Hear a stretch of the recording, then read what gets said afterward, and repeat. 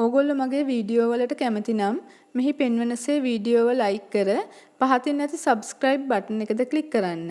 ඒ සමගම ඇති bell සලකුණද click කරන්න.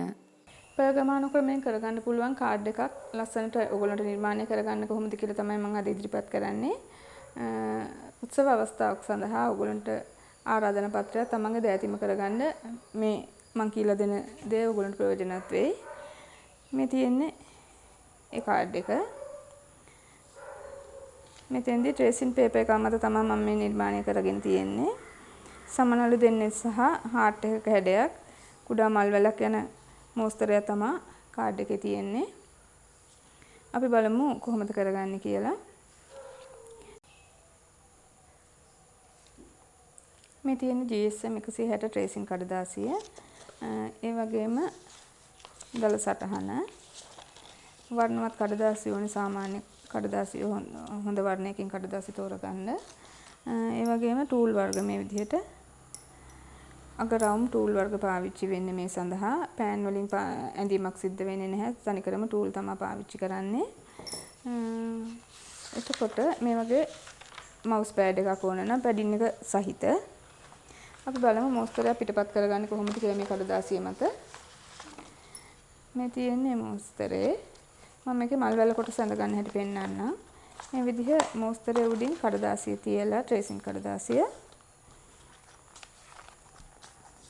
අපි කුඩා රවුමක් සහිත ටූල් එකක් අරගෙන මෙහෙම ඇඳගෙන යන්න ඕනේ. ඒ රේඛා දිගේ හැම රේඛාවක් දිගේම ඔයගලන්ට අවශ්‍යයි කියලා හිතෙන මේ විදිහට ටූල් එකෙන් එකවරක් අඳින්න. ගොඩක් අත තද කරලා අඳින්න එපා. මොකද ඉරෙන්ඩ බලන නිසා. ඊට සියුම්ම ඇඳ ගන්න. මේ විදිහට කොටසක් ඇඳගත්තාම පේන විදිහ තමයි මේ. ගොඩක් ලොකු පැහැදිලිකමක් නැහැ මේ මුල් වතාවට අපි අඳිනකොට. දෙවෙනි වතාවක් අපි අඳිනවා. එතකොට තමයි මේක වඩාත් ඉස්මතු වෙලා පේන්නේ. දැන් අපි බලමු මේක නැවත වතාවක් අඳගන්නේ කොහොමද කියලා. දැන් මුලින් මම ඇඳේ මේ පැත්තේ. දැන් ඊළඟට අඳින කන පිටින්. ඉස්සෙල්ලා හොඳ පිටින් ඇඳා. දැන් නැවතත් කන පිට හරවලා ඒ රේඛා දිගේම මේ විදිහට තරමක් අත තද කරලා ඇඳ ගන්නවා. රේඛා වලින් පිටට යන්න හොඳ නෑ. එහෙම වුණොත් වෙනත් ඉරි ඇඳෙනවා. මේ වගේ කොළවල අඳින ඉරි අපිට මකන්න බෑ. මේ ආකාරයට කන පිටින් නැවත වතාවක් අඳිනවා. ඊට පස්සේ ඕල්ඩ් පේනවා ඇති මේ තමයි හොඳ පැත්ත. මම පෙන්නන්නම් මේ විදිහට ඇඳගත්ත කොටසක්.